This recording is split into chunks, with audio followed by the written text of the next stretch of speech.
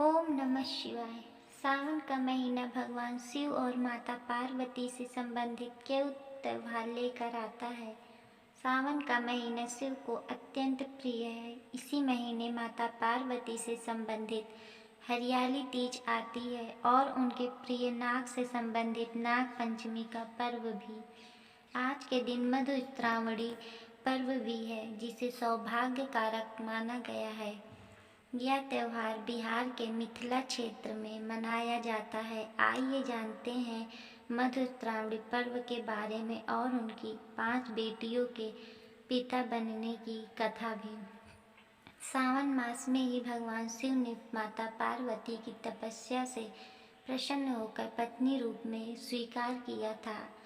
आपने भगवान शिव के पुत्र कार्तिकेय और गणेश के बारे में तो जानते ही होंगे, लेकिन इनके अलावा उनकी 5 और बेटियां थीं, जिनके बारे में बहुत कम लोगों को जानकारी है। मधुश्रावणी व्रत में बताया गया है कि एक समय सरोवर में भगवान भोलेनाथ और माता पार्वती की जल क्रीड़ा वीरपात हो गया, जिसे उन्होंने एक पत्ते पर रख दिया। इससे 5 कन्याओं का जन्म हुआ। यह 5 कन्याएं मनुष्य रूप में न होकर नाग रूप में थी। शिव पुराण में भी शिव जी की एक पुत्री का जिक्र हुआ है, जो नागों की देवी मनसा है। देवी पार्वती को इस बात की जानकारी नहीं थी कि शिव लीला से 5 नाग कन्याओं का जन्म हुआ, जबकि शिव जी को अपनी 5 पुत्रियों के बारे में पता था। वह उनके साथ स्नेह भी रखते थे, इसलिए हर सुबह सरोवर पर जाकर उन कन्याओं से मिल आते थे और उनके साथ खेलते थे। हर दिन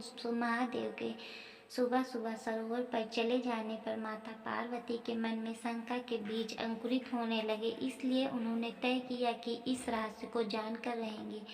एक दिन भगवान शिव जब सरोवर के लिए निकले, तब माता पार्वती भी उनके पीछे पीछे सरोवर पहुंच गई। सरोवर पर उन नाग कन्याओं के साथ महादेव को पिता की तरह मिलते और खेलते देखा तो माता पार्वती को क्रोध आ गया। क्रोध में माता ने नाग कन्याओं को मारने के लिए पैर उठाया तो भोलेनाथ ने उनको बताया कि ये सभी आपकी बेटी हैं। माता पार्वती भगवान शिव की ओर आश्चर्यचकित होकर देखने लगी। फिर भगवान ने उनको नाग कन्याओं के जन्म की कथा सुनाई। इसके बाद माता पार्वती जोर जोर से हंसने लगी। इन नाग कन्याओं का नाम जया, विषहर, सामिलवारी, देव और दोतली है। महादेव ने कहा कि जो इन कन्याओं की पूजा करेगा, उसे जीवन काल सर्प भय नहीं रहेगा। साथ ही इसके परिवार को कभी भी सर्प नहीं डसेंगे। यही कारण है कि सावन मास में इन नाग कन्याओं की पूजा की जाती है। श्रावण कृष्ण पंचमी से लेकर श्रावण शुक्ल पंचमी तक इनकी पूजा और कथा की जाती है। श्री शिवाय नमस्तुभ्यं।